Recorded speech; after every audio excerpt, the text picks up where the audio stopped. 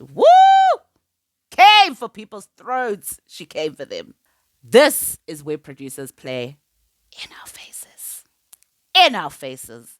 In our faces. Okay. Tammy is always down for a good time, and people who are going to kill his good time, not here for it. Then Zitobile was like, yeah, it was nice. We saw a lot. Girl, where? When? How? Listen, I think she was just trying to be polite. But yeah, the boat ride shambles. But we were here for it. And we all know she probably said that naked, okay, tied to the headboard in the bedroom. Perhaps. Men might not be just, talking nonsense when they say that trying to tell women the truth and give them feedback doesn't always end up well for them. I can see that playing out here. I really can. I relax as Basadi, guys. And I think that's the one thing that we all need to learn. Yes, you, even you, who's saying, not me. Yes, you. As Hello, everybody, and welcome back to Rachadi's View, where Rachadi, moi, gives my views on reality. So, what is it? Rachadi who views reality. That's the tagline. I'm supposed to be getting it right. Welcome to the next episode of Married at First Sight, Mzansi. Today I'm going to be reviewing episode 7. Apologies for the delay. I'm trying to catch up on very many shows. Perhaps it wasn't a good idea to start reviewing shows in the middle of seasons, and then there's other seasons of other shows coming up. Guys, I'm catching up. I'm going to post. I'm going to edit. You know, creativity. I enjoy this. It's fun, but oh Lord, content creating. But I do it for love, and I think if it's still enjoyable and if I still love it, and I hope you guys are still enjoying it, that is the main goal and the aim. So episode 7, things were really heating up here. However, once again, producers found a great time to play in our faces. But we'll discuss that as we move along. Let's get started and get into it. I've got my notes. We're ready. Grab a drink, grab your tea, get your crocheting or your knitting, do your errands in the background, baby. Welcome. You landed in the right place. Rakgadi wa o amogela. Let's get into it. So we start off and they are continuing with the boat cruise. And obviously things are tense between Dee and Kuto from the night before. So they go on the cruise with Utami Nozitobile, and it's Dee and Kuto and then the boat driver. Everybody can obviously feel the tension. You can cut it with a knife. Tammy, God bless him. The producer's plant is what I'm calling him because Mamukhetile for a reason, and I don't think it was to find a wife. Tammy tells them that, like, guys, can you guys just talk it out now while we are getting on the boat so that you don't ruin the boat trip? Tammy was on a bitch, don't kill my vibe. So get it together. Do what you got to do now. Scream, shout, fight. But can we just not kill our enjoyment? Tammy is always down for a good time, and people who are going to kill his good time, not here for it. I mean, good advice, but little did he know that this fight was going to last the entirety of the boat trip, unfortunately. They get in, D is angry and sulking. Kuto is doing silent treatment according to D. So they sit, Tobile is sitting with D, Tammy is sitting with Kuto. We're trying to drink mimosas. I mean, I don't know about the smell, but the view is fine. Hi, eventually, they're prompting them, guys, talk it out, talk it out, talk it out. Then Kuto basically, he starts to open up a little bit. Basically giving them an overview of, what happened and how it started yesterday. Um, then D in her diary session comes out and she's like, yes, Zin, this person is giving me silent treatment, and silent treatment for me is a trigger. And she later says that her parents used to give her silent treatment when she was younger. And for her, that silent treatment is about control. and it's about people trying to assert their power within a relationship. And so she's not going to tolerate it anymore. And her answer to not tolerating silent treatment is not then engaging with that person. If you are going to be silent, le nna ke tla o tlogela over there being silent until you can use your words and speak about what it is that's bothering you. Great in theory. However, D was also exhibiting that same stonewalling behavior on this boat trip. But I get it in her vows. She said, let it go of control. Guys, relationshiping. Yeah, and I want to say that like this is not about. Okay, well, it is partly about judging these people. Let's be honest. I'm not on here for completely noble intentions, but this really is, I think, also about fundamentally and primarily. I always say learning from what we are seeing, learning from what we are hearing. Where do you see yourself in this? And listen, we're all hypocrites. We say we're going to do some things, but then when you are alive and dangerous in the fight and in the action, all your default behaviors will come out, and I think that's what's so special about being in a relationship where you have a mirror, where you can see that, but you must obviously be ready to do the work. Anyway, I'm veering off. D is also stonewalling in the boat because she's not speaking to anybody. Then Kuto eventually, Tammy's like, no, come on, speak up, speak up.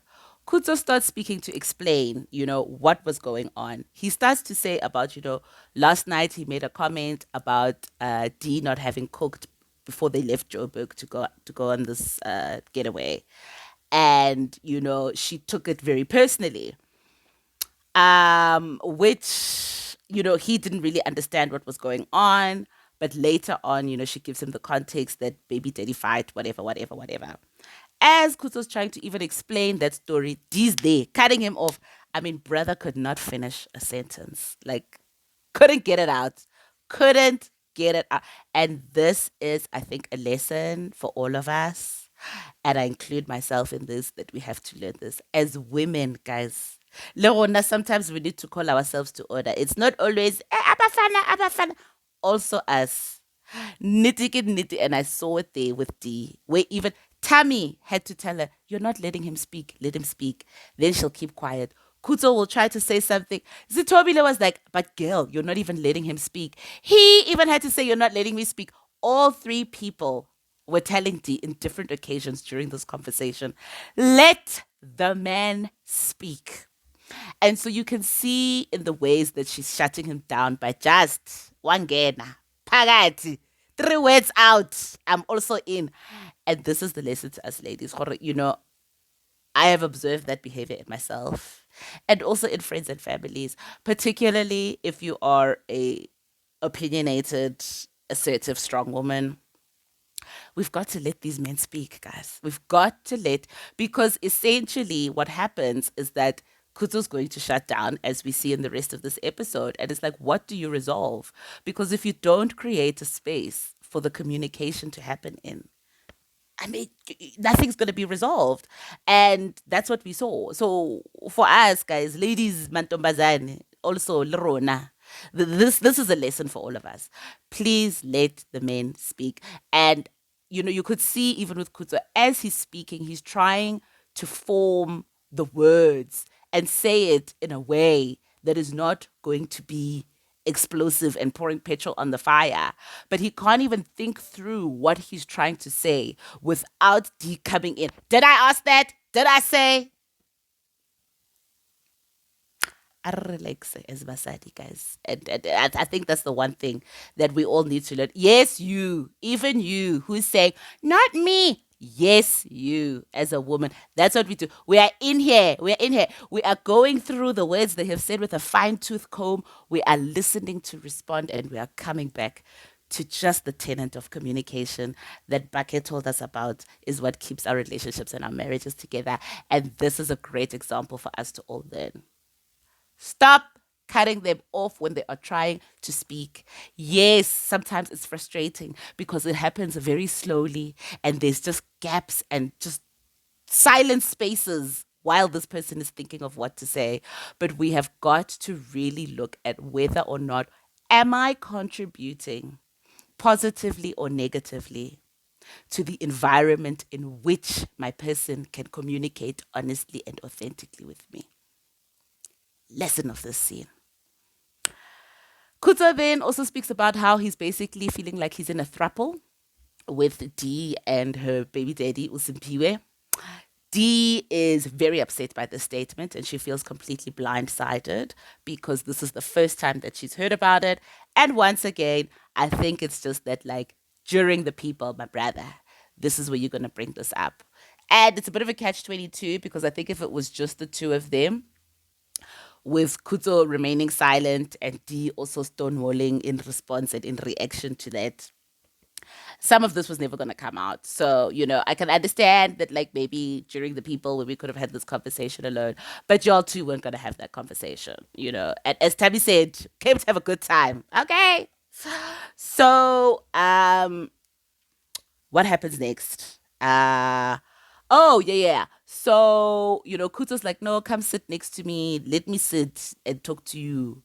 Duze. D is not hearing anything. Diwalwana, guys. Diwalwana. And I think after this triple comment and bringing in her baby daddy, she's fighting. Which for me, I think it is evident that D still has a lot of emotions invested in what had happened with her relationship with her baby daddy and how they are trying to co parent. Now, when I say emotions, I'm not saying there's love or whatever. I don't know. But honestly, her reaction would not have been this emotionally intense if there was nothing there. So there's definitely some unresolved feelings. And maybe she's doing the best that she can, telling herself she's moved on and that she's strong. But baby girl, there's a lot that you've probably shoved into that closet in the back when it comes to you and Simpiwe and how you're trying to navigate co-parenting. And no judgment, but this is an observation that no, there's a lot that you actually have to unpack with your therapist because she says she goes to therapy. Here's a topic. Anyway, the boat drive ends. That poor boat driver. You guys, that the who was driving the boat. By the end of it, he was like, so yeah, the boat ride's over. Yeah, that was quite an interesting conversation. He was so uncomfortable, also because they were like on this itty bitty little boat together. So there wasn't even space to like walk around, walk off. He had it all, Ditaba. He had it all. Then Zitobile was like, yeah, it was nice. We saw a lot. Girl, where? When? How? Listen, I think she was just trying to be polite. But yeah, the boat ride shambles. But we were here for it. Then we go to the house and there we see everybody coming in. Buti and Kuto still very tense. Very tense, very tense. They're not speaking to each other. It is awkward and everybody can feel it. Um, I think they've moved to a second house. Yeah, yeah. So today they moved to another house. I don't know why, but they moved to a second house. This one is literally on the shoreline there by the dam. Beautiful place, tiny little dipping pool, but whatever, Balizamile. So eventually D and Kuto we're told because we don't see it, but they put up a little notice that D and Kuto went to go speak privately, the two of them, about what was happening between them, and they have decided to put their beef to the side. Um, so that they can actually just, everybody can have a good time and things are not tense around everybody. At least Bazamile.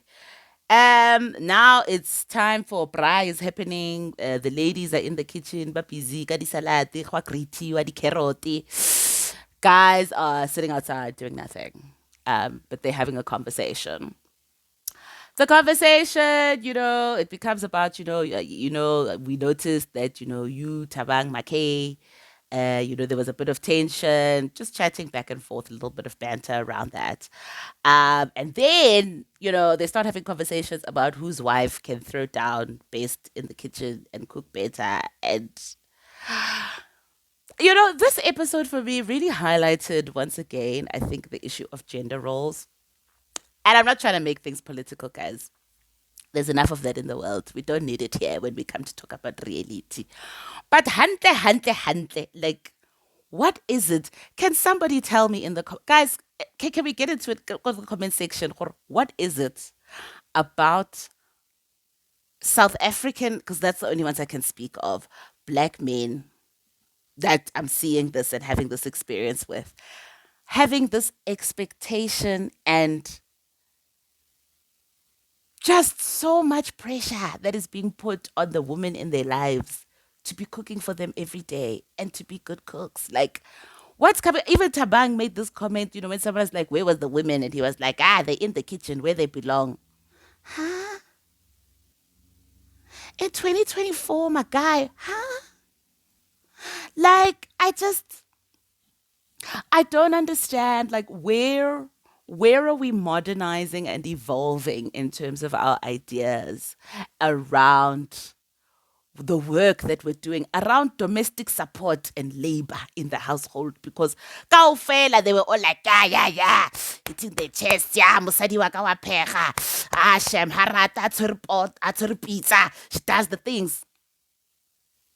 Why? Like, cooking is a skill, guys. It's not inherent in being a woman that you're going to know how to cook well. Really, it's it's not. It's a skill, but also a gift and sometimes an art. Question mark. You guys tell me in the comments. I was a bit confused, not surprised, but very confused that for all four of them, it seemed to be like a very important thing and a big deal. Gore mosadi wa phega. Moving along. Stomile comes out. She brings Tammy a drink. Tammy is so happy. Kisses her on the lips, says thank you. And I think what I saw from that, I think it's evident that Tammy's love language is acts of service. And I think, that's why he's very much a stickler for pack my bags, make the bed, take my robe off, pour me champagne. No please in there. And I don't know if there's a thank you, but this is what they're capturing on the camera. So acts of service, I think, is the thing for him. Eventually they pull out the braai stand. Things are happening. Braai happens. Then we get to the next scene, which is called the golden envelope task. And essentially, some production assistant brings a stack of questions inside golden envelopes, and they're going to open them and ask each other. This is where producers play in our faces. In our faces. In our faces. Okay? Because these were just a set of inflammatory questions that were meant to stir the pot. And if you did not have any discord in your marriage and relationship at this point, those questions were definitely going to plant some seeds of discord within the couples and also within the groups. This is where people are making television, but fine. They tell us that the couples wrote down these questions to ask each other. Let's go with that. First question gets asked to D as to why she doesn't like Bitepo. And Dee's like, no, it's not that I necessarily don't like her. We just haven't really spent time together. Bitepo also, validates what Dee says and says, yeah, we just really haven't spent time with each other. I think they're just not that close, to be perfectly honest, which is fine. But the way the question was asked, it was like, don't you like Bitepo? I think they even asked her, like, which of all of the women does she like the least and why? La Bona Petrol. Go to reality TV. Go, guys. But they both say there's no beef. They just haven't gotten around to, I suppose, really getting to know each other one-on-one on a personal level. Then there's a question that comes up where they ask Makumo and Tabang, what is the vision that Tabang has for their life? Yo, Makumo, girl, was so defensive, like so defensive. Her reaction was not aligning with the energy of the question. Shem, I got 10 ngwana busy telling them why are they asking her about her man's vision? What does her man's vision have to do with anybody else? Why doesn't everybody else have a vision? Girl. Why are you so bothered? She was bothered. You, Bamokhatilidi cons, and they touched her on the studio. I think there's perhaps a lot of insecurities that are going on there. And I do have a question mark around Makumo's ability to actually have deep, meaningful, emotional, uncomfortable, courageous conversations. I just wonder around her capacity to do that.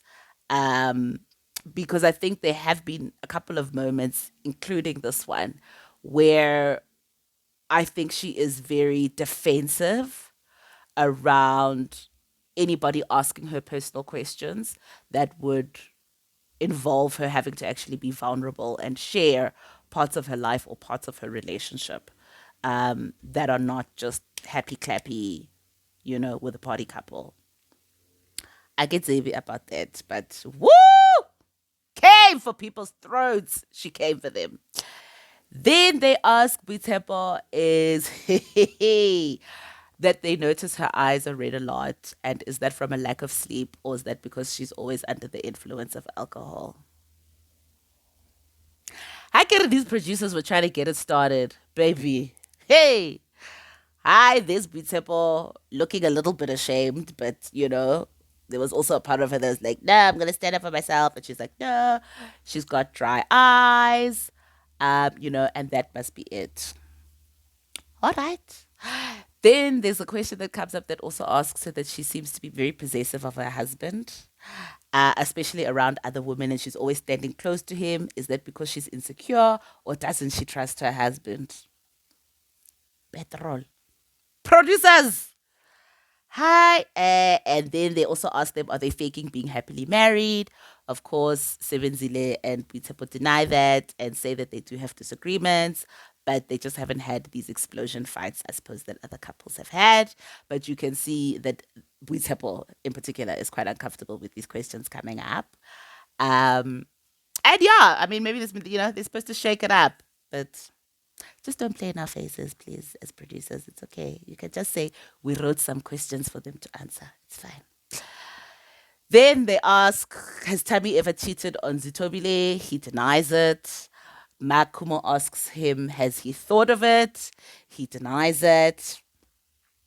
Tabang says his answers seem well rehearsed, which is just the pot calling the kettle black, yeah, because all of y'all are on some performance during this scene, to be quite honest. I think it was because a lot of people were caught off guard. I think it is because, you're in the fledgling stage of a relationship with a person that you actually don't even know. And number three, there's 5,000 cameras and lights all over you.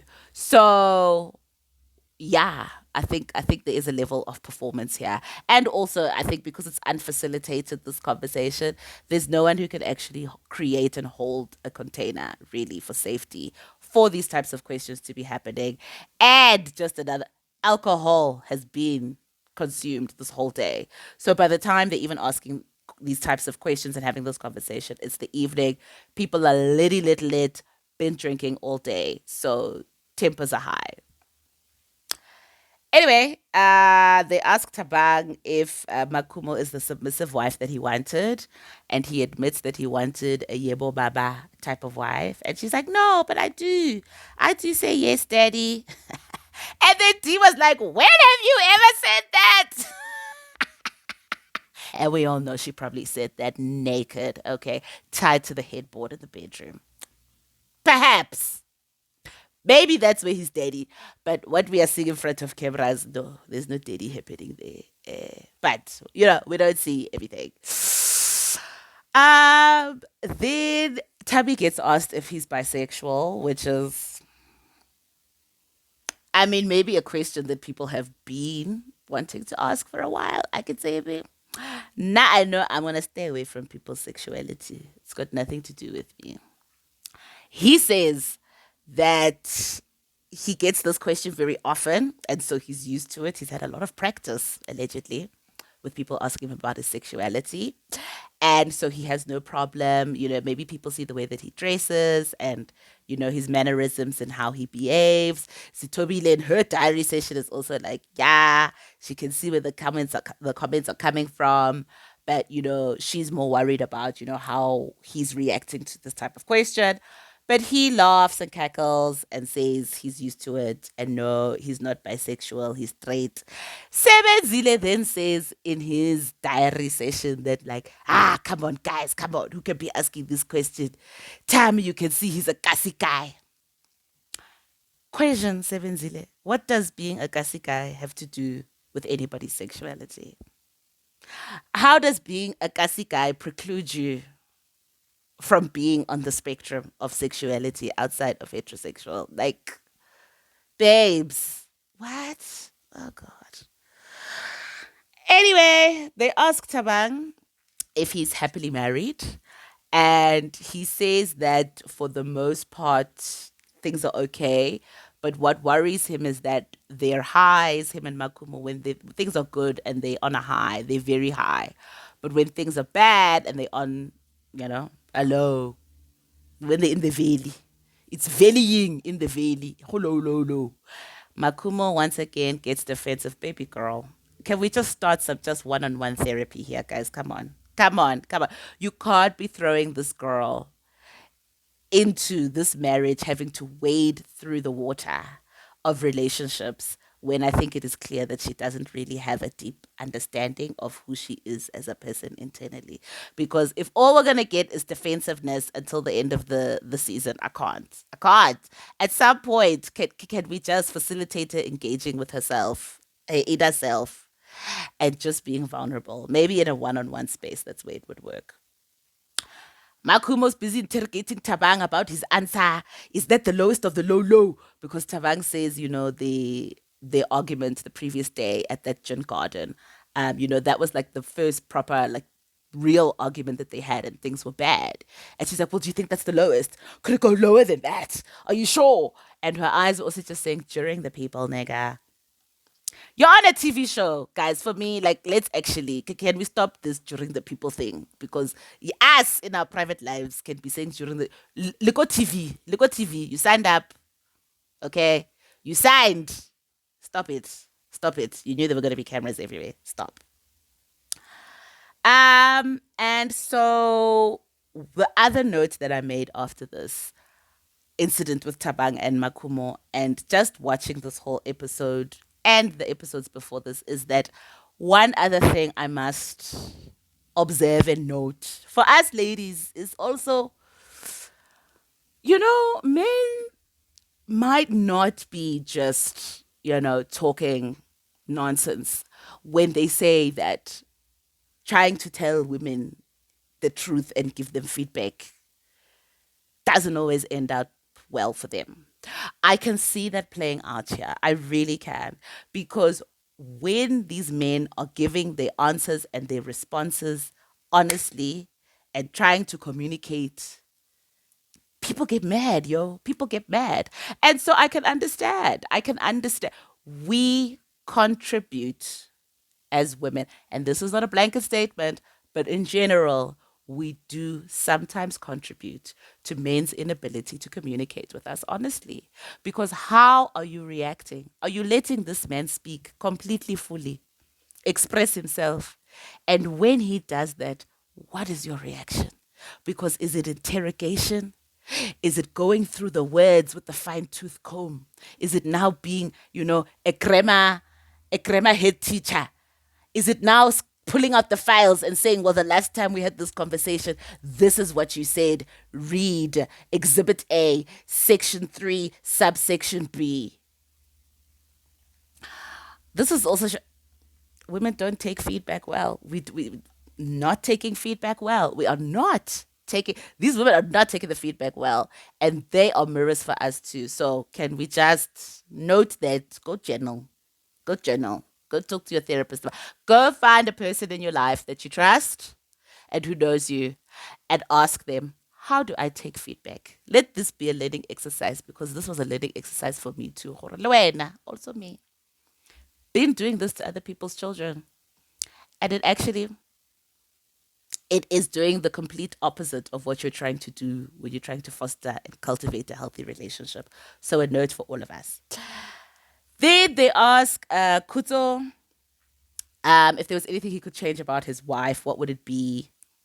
And they were sitting together, and then he goes and he gets a separate chair to sit apart from D so that he can give the feedback. You see, the body language is languaging here, guys.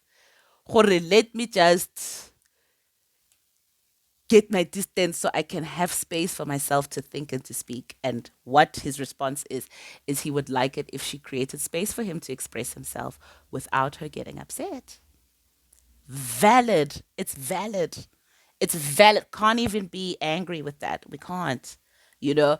And Dee was there trying her best, you know, to swallow it. But like you could just see from her face that like she wasn't here for it. And I think she would have fought if they hadn't had that conversation, maybe of let's just put it to the side.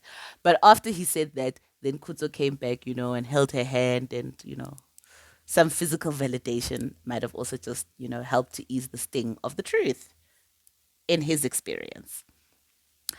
Then they also ask him, you know, is she what you wanted? And he says, like, physically, not really. Because he says he wanted, you know, big booty. Internally, he also says maybe not everything that I wanted, but that he's happy with what he has. Fine. Then they get into their biggest stumbling blocks for their marriages. For Boitshepo and Sebenzile, it's finding a common place for them to live because she lives in Pretoria North, and Naoko Soweto, how they're going to navigate that. Boitshepo, for her, it's integrating her into the family, excuse me, and being accepted by the family. She's worried about that. When it comes to Makumo and Tabang, you know, Tabang says the biggest block for him is Makumo's job, and Makumo says it's her job as well, because she works just random hours. I don't know what she does, but it seems that I think on weekends as well, she might be working, and I don't think it's a normal 9 to 5. And so, yeah, the quality time is just not enough. Uh, for D and Kuzo, Kuzo says the stumbling block for him is Simpiwe, the third party in their throuple, because he seems to be a co-parent who's taking up a lot of space in their relationship. And when something happens between D and Simpiwe, it bleeds into their marriage, and that's becoming a problem for him. For Zitobile, she says Tammy's alleged, alleged music career. Because she's also just like, how is this fitting into like the vision for your life, the vision for our life? Like, what's going on? Are you singing? Do you hobby with the music, or is like what's happening? And granted, everybody cracks up when she says that. And Tammy, listen, we're not trying to snatch your dreams, but also Tabby says the biggest stumbling block for him is the fact that he doesn't live in South Africa and will be returning to Dubai and wants to return to Dubai. And Zitobile is not about this Dubai life. Then Tammy also mentions that he's got a teenage daughter. And because of Zitobile's experience in the past with an ex who also had a child, he just doesn't know how they're going to be able to integrate their lives and, you know, just be a blended family, I suppose. They don't give us much information from Zitobile's side in terms of what happened with the ex who had the child, but from her facial expressions, it seemed that it was not a positive experience. Then it's the next day, Sunday. They're having brunch before they leave. Makumo's not there. She's had to leave for work. So then the topic of conversation becomes Tabang. How do you feel about Makumo not being here at the brunch and being here for certain events that while we're filming and stuff? So obviously he says, you know, this is something that he's worried about. You know, after they got married, she asked him would he be able to handle the schedule. And he didn't really have context. So he was like, yeah, sure, it'll be fine. But now that it's actually happening, you know, he's seeing that this is actually quite a serious problem because even during the week for them at home, they barely see each other. They keep missing each other. You know, they might have an hour in a day, and he's starting to be quite worried about it. Um, And then they ask him, has there been a time where he felt like he wanted to pull out of the experience? Then Tobile comes in and she actually shares that she wanted to pull out of the experience in the early stages of her marriage with Tammy because they were having so many problems and just not aligning, and it just seemed completely incompatible. But she said she had to remind herself of why she came to this show and why she wanted to do this in the first place. Dee says yes, she was also very much trying to pull out of the experience based on the fight that her and Kuto have had actually on this trip. Um, but she says that she's recognized through therapy that, her fight or flight response is very much about flight. And so she's trying to do things differently. And so she's challenged herself to sort of stick it out. Kuto was like, listen, if we were not dropped here by transport their production and I had a car, I would have been out of here, bruh. Like, I would have told myself, I'm not doing this, and I would have been in a car. So I don't know if that's a good or a bad thing, but maybe it is a good thing that, they were forced to sort of just stay in the same place and stay together. I won't say sort it out because I don't know if they've actually sorted it out, to be honest. They might have just swept it under the carpet for now. And then Sebenzile asks Tabang if he felt betrayed by Makumo revealing what she did to him and Boitsepo when they were at the gin bar, when they were on their way to Harties. Basically about, Makumo feeling that Tabang was treating her like a slave and that she wasn't going to have it. And, Makumo basically, I'm during the people, told him during the people. And Tabag said he didn't like the approach and the manner in which she went about raising her concerns. But for him, he's thankful that she did because it was able to unearth a lot of things that he wasn't aware of that were problems for her in the relationship. And so he's seeing it, he says 50-50, the 50% that's positive is that this is going to allow them to sort of go deeper in their relationship and in their connection and talk about meaningful things, start having conversations about those things. But 50% was also just like, girl, putting me on full blast during the people the way that you did. He wasn't down with that. And that is basically the highlights of what happened in episode 7. Lots, lots of lessons around communication. And if there's things that you're picking up from the episode that relate to you and maybe some things that you feel you need to work on, or you see yourself in some of these people, share in the comments because, for me, this is also really about, as I always say, we're learning about ourselves and about each other. And so I'd like us to also just create that forum, in the comment section to just be able to share in the journey of our learning personally by watching these people putting their business in the streets. Shout out to Alexandra Rogers. So thank you for making it to the end of episode 7. I will see you for the next review of episode 8. And remember to spread love, not hate. Rakgadi loves you. Ka lerato la love. Ciao.